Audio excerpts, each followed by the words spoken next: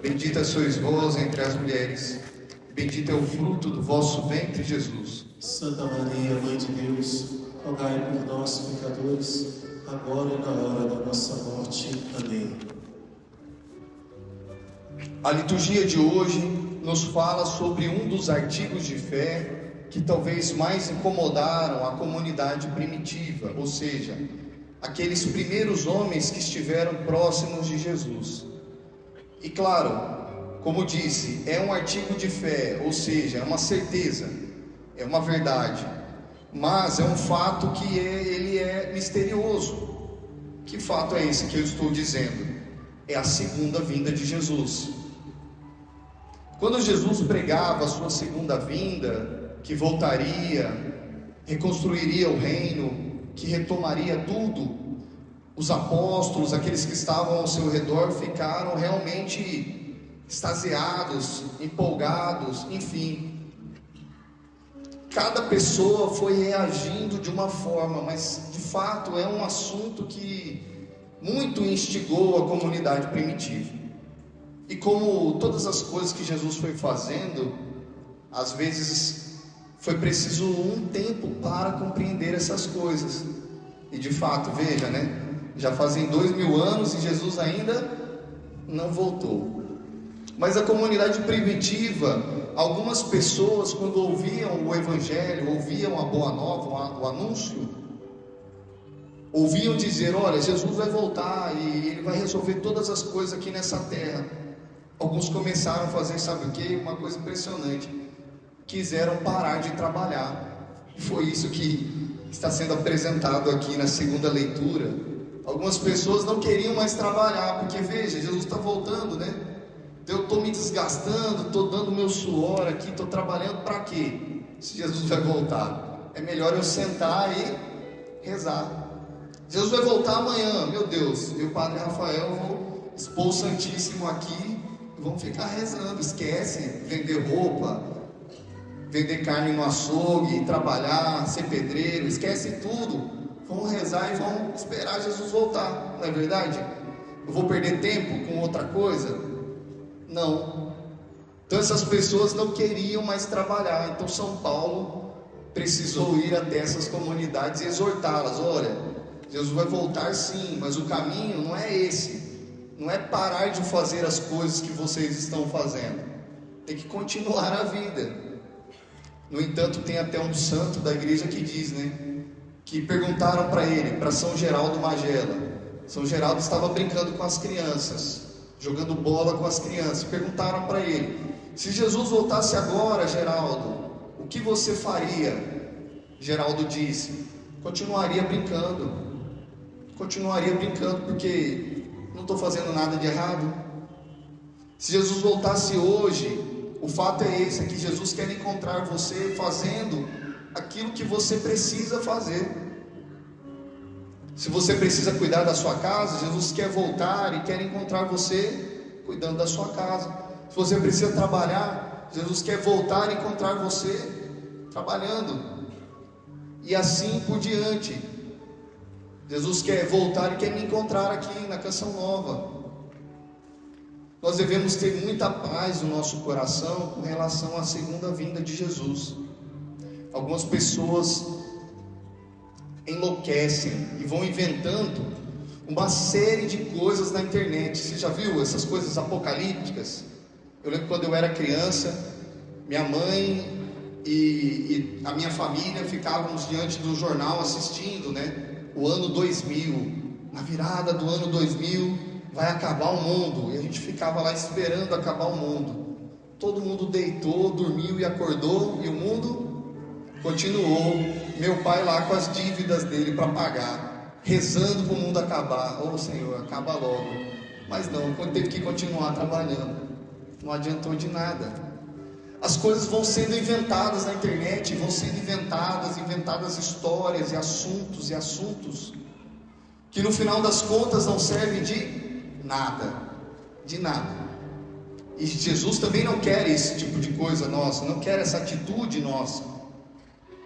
Veja que interessante, a igreja até mesmo passou por diversas heresias. Por exemplo, um milenarismo que dizia que no primeiro 1000 anos Jesus voltaria. Pronto, passou 1000 anos e nada. E até hoje, nada. E agora, meu Deus do céu, quando que essa bênção de Jesus vai voltar? Está todo mundo esperando. As heresias foram vindo, os doidos foram aparecendo, como diz no Evangelho. Muitos virão dizendo: sou eu, não acrediteis. Muitos virão dizendo: olha, amanhã vai acabar o mundo, não acrediteis. Jesus está sendo muito claro. Todas essas coisas que foram sendo anunciadas, povo de Deus, estejam em paz. Em paz, essa é a palavra. O fim dos tempos não pode gerar em nós medo, angústia. Não, precisa gerar paz. Eu estou devendo alguma coisa para Jesus? Eu, Padre Rafael, uma coisa ou outra, mas nada de que se preocupar muito. Agora, se você tem coisas devendo para Jesus, então precisa resolver. Precisa resolver hoje, não pode esperar Jesus voltar para resolver. Tem que resolver hoje. Um pecado que precisa ser confessado, algo que precisa ser feito na sua família, precisa fazer. Não pode esperar o amanhã. Mas se você não tem nada a resolver com Jesus, então fique em paz diante de todo esse falatório. Não é verdade? Quantas vezes a gente já viu no noticiário guerras, tsunamis, tantas tribulações e turbulências. Jesus está dizendo no Evangelho: calma, ainda não é a hora, tem muita coisa para acontecer. A igreja, depois de um tempo, ela proibiu todos de dizerem quando Jesus voltaria. Proibiu qualquer profecia, qualquer anúncio que dissesse amanhã ou depois de amanhã, aqui ou ali. A igreja proibiu tudo isso. Tudo é heresia. Tudo é heresia.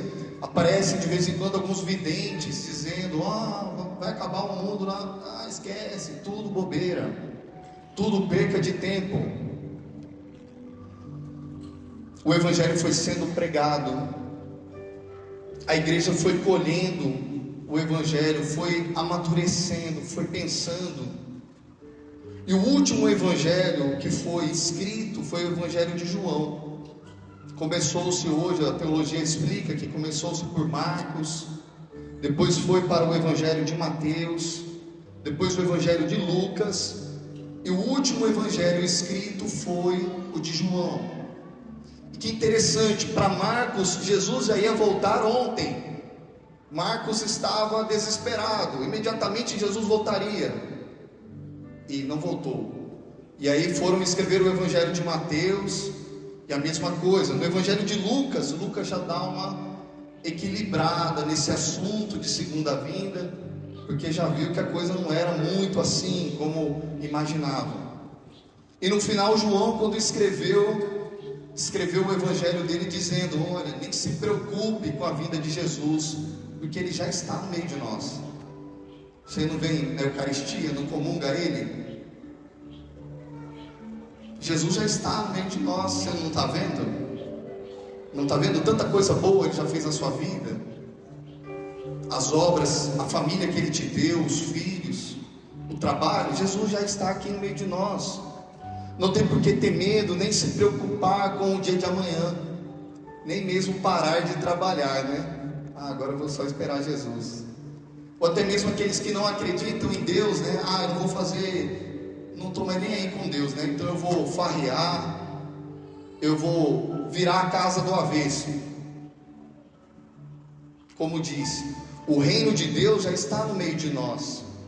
Basta que cada um de nós, eu, Padre Rafael, você, abramos os nossos olhos e começamos a perceber as coisas que Deus já está fazendo. Todos os dias Jesus volta e se aparece, se coloca no meio de nós. Pode ser que Ele volte através da morte e seja o seu último dia.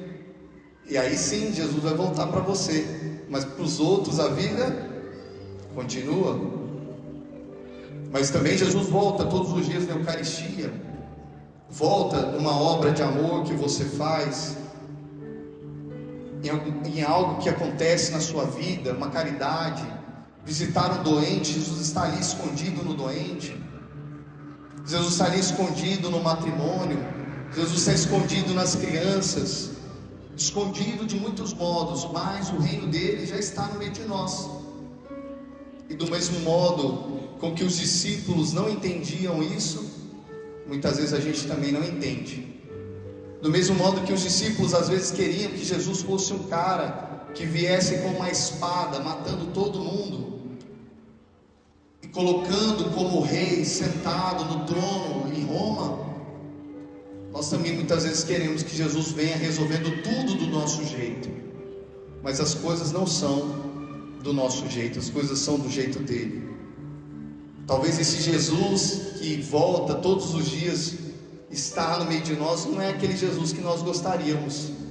Gostaríamos de um Jesus mais imponente, mais fervoroso, mais ativo. A sabedoria está no Senhor Jesus e não em nós. Mas no fim das contas, o fato é que Jesus voltará. Quando? Onde? Ninguém sabe. E todo mundo está proibido de dizer.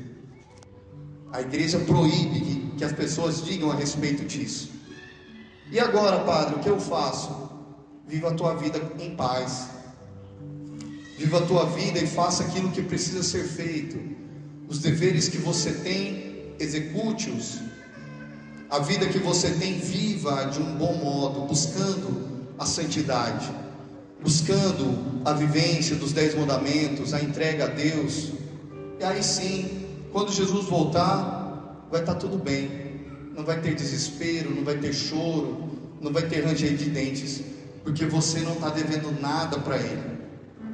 Agora, renovo mais uma vez a minha fala. Se você está devendo algo para Jesus, então está na hora de resolver as suas pendências.